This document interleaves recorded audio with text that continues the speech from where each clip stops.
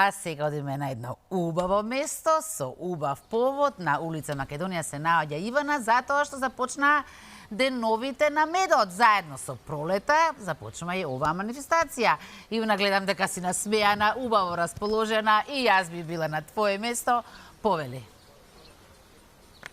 Да, искра, убаво, топло и сончево време имаме, одлично за да ја посетите улица Македонија и да, денеска започнуваат пролетните денови на македонскиот мед и ќе траат и во наредните 2 дена, односно си до сабота ќе имате можност да ја посетите оваа манифестација на која што се нуди секако нели пред се мед, но и сите пчелни производи, но повеќе за тоа што се ќе можете да најдете на улица Македонија во овие 3 дена. Ова утро ќе разговараме со долгогодишниот пчелар Христијан Аврамовски. Ќе ви посакам добро и убаво утро.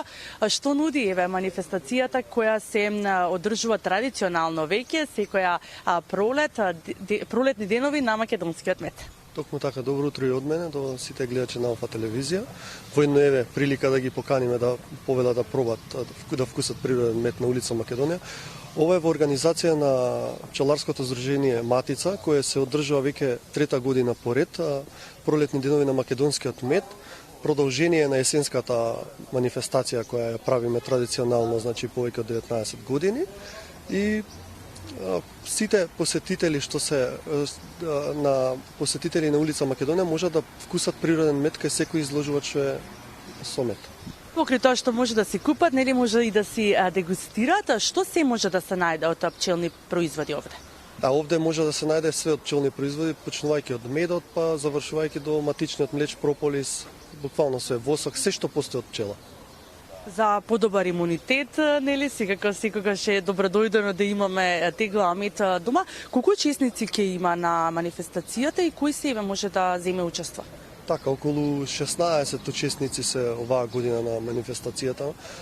Така, секој може да земе учество кој е регистриран, кој е член, да речеме, на Сдруженијето Матица. Првото ни е најважното нешто за да имаме повеќе, зашто сме ние едно од најголемото здружение во Македонија. Секој кој е регистриран во Агенција за храна како индивидуален производител на мед и има одобрение од Агенција за храна за производство и пакување на природен мед. Така, вие повеќе од 20 години сте љубител на пчелите. Како е да се биде пчелар еве во денешно време? Видете, сега веќе станува предизвик да се биде пчелар, бидејќи, да речеме, назад, ако се вратиме 15-20 години, беше стварно убаво да се биде пчелар, имаше природата доволно нектар, имаше доволно принос, беше стварно убаво. Сега како доаѓа од година за година, секоја година е различна, значи, ниту една година не е иста како што била претходната. Така да, викам, на еден начин треба, можеби е предизвик да се биде пчелар, зашто и природата не предизвикува сега со овие климатски промени што ги викаме ние, да и ние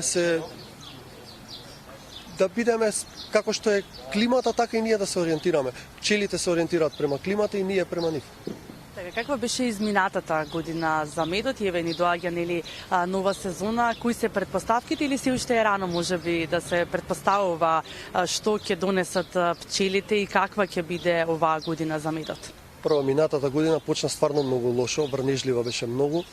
Потоа, пошто имаше доволно влага во почвата, даде добар принос на ливадски мед. Шумскиот го имаше, но не во големи количини. Оваа година па почна обратно од претходната година, добра пролет, убаво се развиваат друштвата, понатака ќе оставиме да видиме како ќе биде природата. Сега за сега е добро, значи има делови кај што се многу добро развиени пчелите и чекаат да има само убава паша. Така, не се подрекуваме, да се надеваме дека нели временските услови ќе послужат и на пчелите и секако за да имаме повторно мед кој што македонскиот мед е и надалеку познат, па и Македонија е претпознатлива по медот затоа што нели има одлична локација за одгледување на пчели. Зошто е добро еве да се конзумира секојдневно мед или дел од пчелните производи? Па видете, медот најдобро зашто е добро? Добро е да се конзумира, се прави детоксикација со менот. Значи, наутро една лажичка мед или една супена лажица што викаме да се земе во телото е многу добро за да се направи детоксикација на телото, бидејќи пиеме вода, што повеќе вода пиеме, то повеќе сврламе токсини од телото. И затоа е добро, значи, да речеме, ете ги тие природни шеќери кои ги содржи медот за добра циркулација на телото, на мозокот, на крвните садови и на све. Така, Христијан, и веќе се е подготвено нели да се започнат пролетните денови на македонскиот мед, но до колку часот во попладневните часови сте овде, до кога може да ве најдат граѓаните? Така, до 19 часот ќе бидеме на улица Македонија. Со штандовите може да дојдат да ги посетат сите штандови. Имаме од различни краеви на Македонија, значи имаме од Македонски Брод, од Прилеп, од Охрид, од Преспа, од сите краеви на Македонија. Да.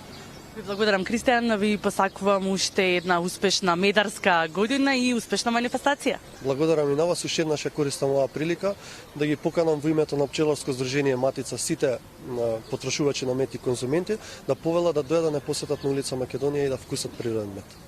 Така, во овие 3 денови временската прогноза вели дека ќе имаме одлично време, сончево, така што мислам дека идеално време да дојдете во центарот на главниот град, да посетите улица Македонија и да вкусите добар природен мед од сите овие македонски изложувачи кои што произведуваат мед и секако пчелни производи. Јас ќе те послушам, Иван, особено што доаѓа викенд и не гледам ниту една причина зашто не би го сториле тоа. Ти благодарам многу и тебе и на твојот соговорник.